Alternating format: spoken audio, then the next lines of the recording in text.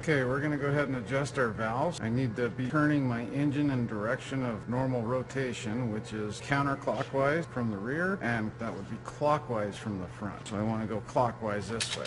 And what I got to do is go off of mated cylinders on this end. Okay, we're going to go ahead and find number 6 valve overlap. See how I can roll this, but I can't roll this one? So I'm going to turn it. What we're looking for is where those valves rock. My exhaust valve starts opening. So now see that one's loose and this one's tight.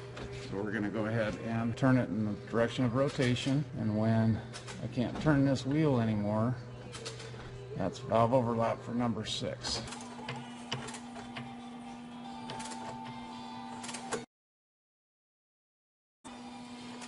You can kind of see the lobe coming up on it.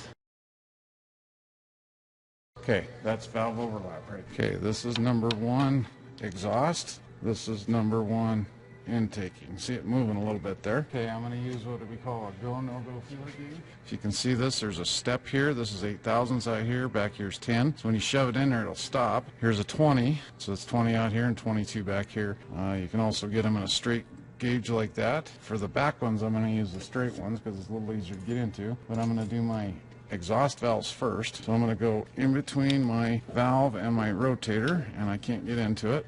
That one is just right.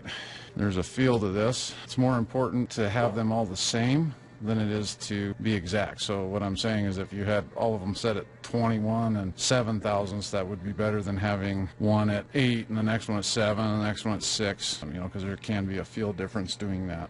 Okay, I'm going to use a combination wrench to open this up, or to loosen this. Now, I want to make sure I'm torquing that when I go back down. That's where I'm going to use a torque adapter like this. I want to make sure it's straight out from to the side, because if I'm here, I'm going to over torque. If I'm here, I'm going to under torque because I'm changing the length of my torque wrench. So I want to be right there. Okay, what I'm going to do is I'm going to put my feeler gauge in here, bring it down until it just, you'll feel it just stop. And this is where the feel part comes in.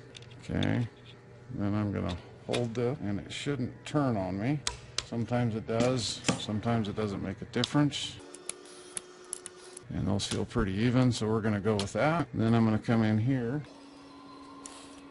and that one feels pretty good. That one does not, so we're going to adjust that one.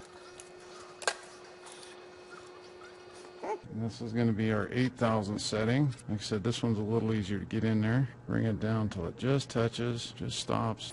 And I'm going to go ahead and torque that. Now this one works a little bit better if I use a different torque piece. So this is basically a line wrench, crow's foot, and the same thing with it. It needs to be at 90 degrees to not change our torque. Watch that and see if it turns. It doesn't look like it did. Ooh, that's way too loose. I'm going to redo it.